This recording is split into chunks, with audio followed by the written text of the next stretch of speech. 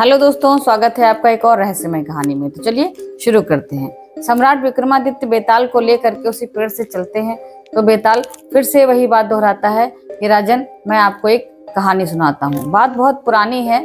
एक राजकुमार अपने मित्र के साथ दूसरे राज्य में भ्रमण के लिए जाता है। भ्रमण के लिए वो जा रहा होता है तो उसको काफी दूर चलते चलते एक मंदिर दिखाई पड़ता है। तो मंदिर में वो देवी माँ के सामने सर झुकाने के लिए चल देता है। वहां पे तो चलते चलते जब वो चलता है, पहुंचता है दरवाजे पे, द्वार पे पहुंचने पर उसको जो है देवी माँ के प्रांगण में जैसे अंदर घुसता है, वहां पे उसको एक बहुत ही सुंदर एक लड़की दिखाई पड़ती है। वो राजकुमारी होती है।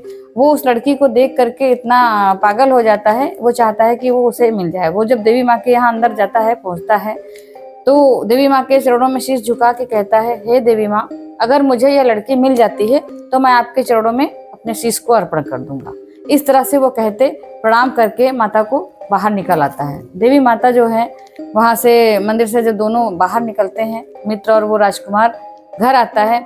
जब घर आता है तो यहाँ पे अपने मित्र तो वो चला जाता है, लेकिन वो एकदम गुमसुम सा रहने लगता है, बिल्कुल पागल सा दिखाई पड़ता है। तो उसके पिता जो पूछते हैं कि आखिर ऐसा क्या है, तो उसके मित्र को बुलवाते हैं, कहते हैं कि ऐसा ये क्यों रह रहा है। तो वही सारा हाल जो है उसका मित्र बताता है कि इसने राजकुमारी को वहां देखा था जहाँ पे हम लोग गए थे भ्रमण के लिए दूसरे राज्य में, तो तब से ये बहुत गुमसुम है। ये चाहता है कि उसकी पुत्री से इसकी शादी करा दी जाए।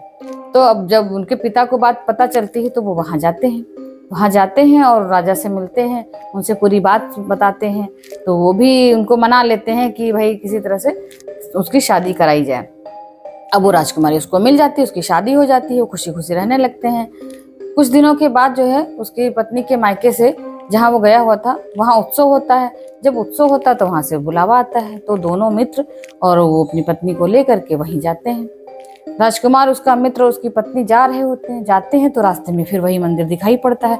जब वो मंदिर दिखाई पड़ता है तो सहसा राजकुमार को वो अपना वचन याद आ जाता है कि मैंने कहा था कि देवी माँ के चरणों में मैं अपना शीश अर्पित करूंगा। तो इस तरह से तो वो रथ से उतरता है और कहता है कि तुम लोग यहीं पे रुको, मैं अभी आता हूँ, देवी माँ को प्रणाम करने जा रहा हूँ। और वो चला जाता है, वहां पे जाता है और देवी माँ के चरणों में अपने कटार निकाल करके और अपने शीश को वहीं पे अर्पित कर देता है। जब शीश चढ़ा देता है तुरंत, अब काफी देर हो जाती है तो उसका मित्र कहता है पता नहीं राजकुमार क्यों नहीं आया। वो बाट जो होता कि अब आए लेकिन नहीं आता। तो वो भी जाता है पीछे से। जब जाता है वहां देखता क्या है कि वो तो चरणों में शीश पड़ा हुआ है राजकुमार का। अब वो बहुत परेशान हो जाता, सोचता है कि ये दुनिया तो इतनी बुरी है, कहेगी ये तो इसकी सुंदर स्त्री हड़पने के लिए इसकी जो है जान ले ली, या कुछ भी कह सकते हैं। तो उसने क्या किया, उसने भी कटार उठाई और अपना शीश भी वहीं पे अर्पण कर दिया, आत्मबलि दे दी। तो अब वो भी नहीं आया। जब बाहर ये राजकुमारी वहां पे उसका जो है रास्ता देख रही, काफी देर हो गई। उसने सोचा पता नहीं ऐसा क्या है, दोनों ही मित्र भी नहीं आया है उनका और वो भी नहीं आए हैं, चलो चल के देखते हैं। अब वो जैसे ही वो मंदिर में जाती है, अंदर जाती है, देखती है ये क्या, उसके पति का भी शीश वहीं पे पड़ा हुआ और उनका जो मित्र है उनका भी शीश वहीं पे पड़ा हुआ। वो बहुत मतलब रोने जैसी हो जाती है, वहीं पे उनके देवी माँ के चरणों में बैठ जाती, सोचती है कि ये दोनों लोग तो हो गए हैं, कहीं हम अपने राज्य में ही हैं और कहेंगे देखो ये कैसी हत्यारी है, अपने ही जो है पति को भी मार डाला और उसके मित्र को भी खा गई। इस तरह से कोई भी बहुत कुछ कह सकते हैं। तो वो अपनी मतलब इतना रो उठती है मन ही मन और कटार उठाती है, सोचती है कि मैं भी अपने आप को खत्म कर लूंगी। जैसे ही वो कटार उठाती है अपने आप को खत्म करने के लिए तलवार, वैसे ही देवी माँ जो है प्रकट हो जाती है, उसका हाथ रोक लेती हैं, कहती है पुत्री ऐसा क्यों करने जा रही हो।